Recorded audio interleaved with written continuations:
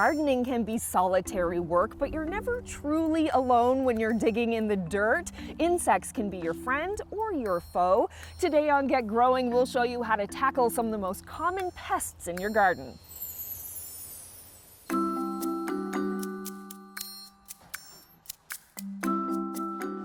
Hi, my name is Todd Boland. I'm the horticulturist here at the Memorial University Botanical Garden. All right, Todd, it's time to get growing, but something else is growing here as well. Indeed. Tell us who we have here. Alrighty, so here we have probably the #1 pest most people recognize when they're in their gardens, and those are slugs and snails. Right, do a lot of damage. They can indeed.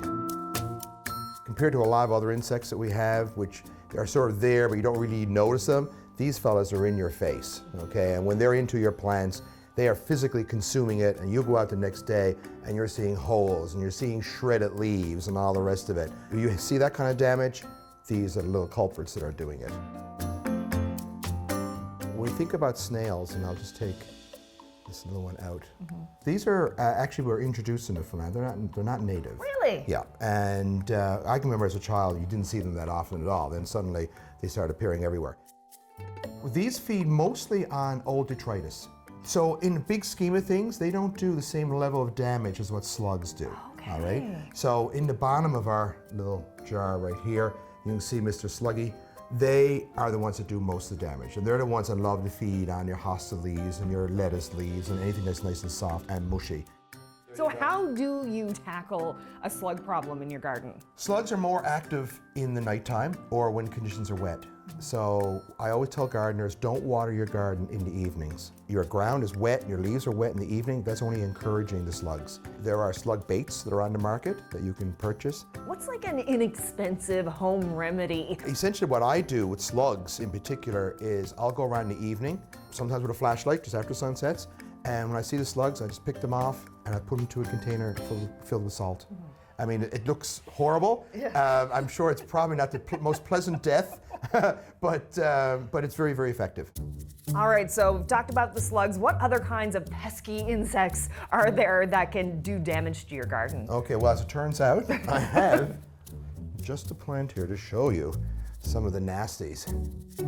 So right here we have a canna, which is a type of lily. A lot of people grow them in pots. Unfortunately, they are a magnet for one of the sucking insects, which is most problematic for us, which are aphids. So if you look closely here on the underside of the leaf here, this canna, you can see all these little brown spots, and each of those is a little aphid. It's just getting started now. If I don't treat this plant within a week or two, this will be just completely coated. Really? And will they just eat the plant? No, so they, as leaf suckers, generally what they're doing is they're probing into the leaves, into the veins, sucking out the sap, and generally what happens then is that the plant's leaves start to curl under to become more yellow, and then it's like the overall health of the plant starts to go downhill. All right, so what do you do if you see this? Okay, so insecticidal soaps are commercially available, but at the same time you can make it yourself, okay, and save yourself a lot of money. Yeah. So the recipe is 1.5 liters of water into our spray bottle, 1 tablespoon of dish detergent, not antibacterial, 1 tablespoon of any kind of vegetable oil. That's canola oil? This particular one happens to be canola oil, but any kind of vegetable oil, the cheaper the better. Okay. Olive oil is too precious to be using for this. Okay, so what I'm going to do is I'm spraying the surface of the leaves first, but then it's very important to flip the leaves up so that I can get the underside of the leaves, because that's where the bugs are hanging out. One thing to keep in mind, insecticidal soaps can react with strong sun. I'd like to do it on a cloudy day, or I would do it in the evening after the sun's getting lower in the sky. Another thing I often do, like an hour or two after I've sprayed it, I'll rinse the plant off with clear water. But keep in mind that the insecticidal soap does not kill the eggs. Usually we'll spray with insecticidal soap about every 2 weeks. All right, Todd, well, it's an easy thing to do, it's cheap, and I guess we're good to grow.